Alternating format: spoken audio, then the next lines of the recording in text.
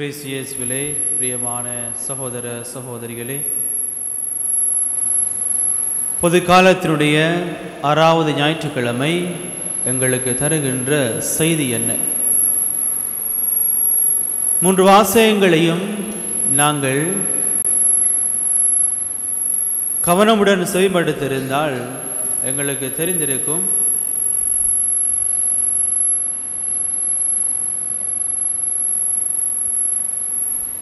இன்றைய வாசகங்களுடைய சாராம்சமாக, இன்றைய வார்த்தையினுடைய மைய பொருளாக அமைவது ஆண்டவர் மீது நம்பிக்கை கொண்டோர் பேறு பெற்றோர்.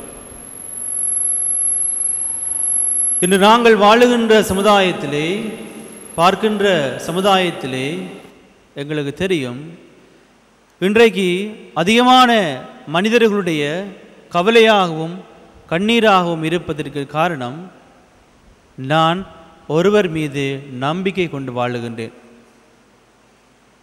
நான் ஒருவர் மீது முழு நம்பிக்கையும் விசுவாசித்து வாழுகின்ற பொழுது அங்கே பார்க்கின்றோம் அழுகையும் அங்கலாய்ப்புகளும் ஏமாற்றங்களும் அதிகமாகவே இருப்பதை நாங்கள் பார்க்கின்றோம்.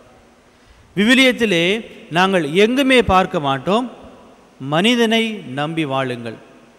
அது யாராக இருந்தாலும் சரி, கடவுள் சொல்லவில்லை மனிதரை நம்பி வாழுங்கள், மாறாக இறைவனிலே நம்பிக்கை கொண்ட மக்களாக, விசுவாசம் கொண்ட மக்களாக வாழும்படி இறைவன் எங்களை அழைத்திருக்கின்றார். இன்றைய 1வது வாசகத்தை பார்க்கின்ற பொழுது எரேமியா மிகவுமே அழகாக கூறுகின்றார். மனிதர்களே நம்பிக்கை வைக்கின்ற பொழுது எங்களுக்கு தெரியும், பாலைவனத்திலே எவ்வாறு ஒரு புதர் செடி இருக்குமோ, பாலைவன சூழ்நிலை எவ்வாறு இருக்குமோ, ஒருவேளை நீர் அருந்துவதற்கூட முடியாது. அது எந்த ஒரு காலமாக இருந்தாலும், வெப்பமாக இருந்தாலும் குளிராக இருந்தாலும், அந்த இடம் எப்பொழுதுமே கண்களால் பார்க்க முடியாத அளவுக்கு எப்பொழுதுமே வெப்பமாக இருக்கும், குளிர்மை என்பது கிடையாது. இப்படித்தான் நாங்கள் மனிதர்களை நம்பி வாழுகின்ற பொழுது. ஆனால் எரேமியா கூறுகின்றார், இறைவனிலே நம்பிக்கை கொள்ளுகின்ற பொழுது, விசுவாசம் கொள்ளுகின்ற பொழுது, நீரோடைக்கு அருகிலுள்ள மரங்களைப் போல எங்களுடைய மனித வாழ்வு அமையும். நீரோடைக்கு அருகில் உள்ள மரங்களை பார்க்கின்ற பொழுது எப்பொழுதுமே குளிர்ச்சியாக இருக்கும், எப்பொழுதுமே பசுமையாக இருக்கும், எப்பொழுதுமே கனி தரும், நிழல் தரும். எப்படித்தான் நாங்கள் இறைவனிலே நம்பிக்கை கொள்ளுகின்ற பொழுது நீரோடைக்கு அருகிலுள்ள மரங்களை போன்ற எமது வாழ்வு அமையும். மனிதர்களை நம்பி வாழுகின்ற பொழுது, விசுவாசம் கொள்ளுகின்ற பொழுது, பாலை நிலத்திலுள்ள ஒரு புதரை போன்றுதான் எங்களுடைய வாழ்வு அமையும் என்று சொல்லி எரேமியா இன்று 1வது வாசகத்திலே எங்களுக்கு அழகாக கூறுகின்றார். 2வது வாசகத்தை பார்க்கின்ற பொழுது கொரிந்தியருக்கு எழுதிய திருமுகத்திலே பவுலடிகளார் அழகாக கூறுகின்றார். அவருடைய வாழ்வை பார்க்கின்ற பொழுது அவருடைய ஆரம்ப கால வாழ்வு மனிதர்களே நம்பித்தான் இருந்தது. மனம் போன போக்கிலே வாழ்ந்திருந்தார், மனிதர்களை நம்பி வாழ்ந்திருந்தார், தாறுமாறான வாழ்க்கை வாழ்ந்திருந்தார். தனக்கு மனதிலே என்னென்ன படுகின்றதோ கிறிஸ்தவர்களை கொன்றளித்தார்.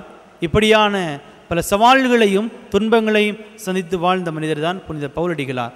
ஆனால் இறுதியிலே ஒரு கட்டத்திலே அவர் உணர்கின்றார், தான் இவ்வளவு காலமும் வாழ்ந்த வாழ்க்கை மனிதரை நம்பி, அந்த வாழ்வு அழிவின் பாதையிலே செல்லுகின்றது, தவறான பாதையிலே செல்லுகின்றது, இறைவனுக்கு எதிராக செல்லுகின்றது என்பதை பவுலடிகளார் 2ஆம் வாசகத்திலே எங்களுக்கு கூறுகின்றார். இறுதியிலே மனிதனை நம்பாமல் மனிதனை நம்புவதை கைவிட்டுவிட்டு அவர் இறைவனை நம்பி வாழ்ந்ததை இன்றைய 2ஆம் வாசகத்திலே நாங்கள் பார்க்கின்றோம். இப்படியாக நற்செய்தியை பார்க்கின்ற பொழுது ஆண்டவர் இயேசு கூறுகின்றார், நற்செய்தி வாசகத்திலே செல்வர்களை குறித்து கூறுகின்றார், உண்டு கொளுத்திருப்போரை பற்றி கூறுகின்றார், அதிக சொத்துக்களை வைத்திருக்கொண்டே கூறுகின்றார். அவர்களை இறைவன் சபிக்கவில்லை, மாறாக எம்முடைய ஆற்றல்களாக இருந்தாலும் சரி, எம்முடைய திறமைகளாக இருந்தாலும் சரி, சொத்துக்களாக இருந்தாலும் சரி, எல்லாம் எங்களுக்கு கிடைப்பது இறைவனுடைய கொடையால் தான்.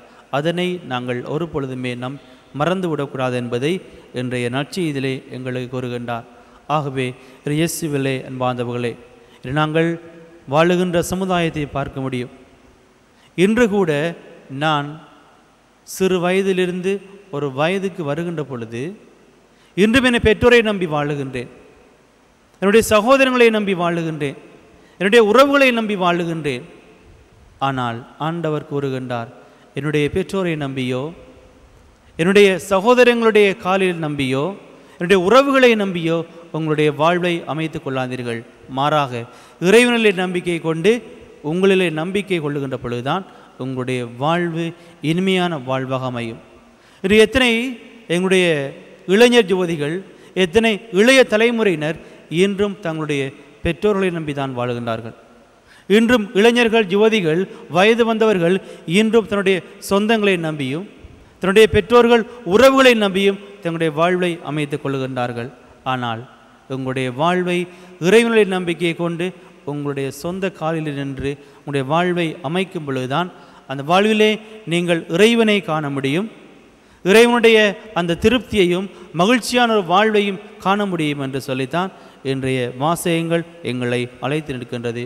ஆகவே இந்த திருப்பலியிலே நாங்கள் சிந்தித்து பார்ப்போம், என்னுடைய வாழ்வு இறைவனை நம்பி இருக்கின்றதா, மாறாக சொத்துக்களை நம்பி இருக்கின்றதா, உறவுகளை நம்பி இருக்கின்றதா, என்னுடைய சொந்த பந்தங்களை அண்டி இருக்கின்றதா என்பதை இன்று நாங்கள் சிந்தி பார்ப்போம். ஒரு இயேசுவிலே அன்பார்ந்தவர்களே, இன்றைய வாசகங்கள் கூறுவது போன்று நாங்கள் தொடர்ந்துமாக மனிதரிலே நம்பிக்கை கொள்ளாமல், விசுவாசம் கொள்ளாமல், இறைவனிலே நம்பிக்கை உள்ள மக்களாக, விசுவாசம் உள்ள மக்களாக நாங்கள் தொடர்ந்துமாக எங்களுடைய கருத்துக்களையும் மன்றாட்டுகளையும் ஆண்டவரிடத்திலே ஒப்பு கொடுத்து மன்றாடுவோம்.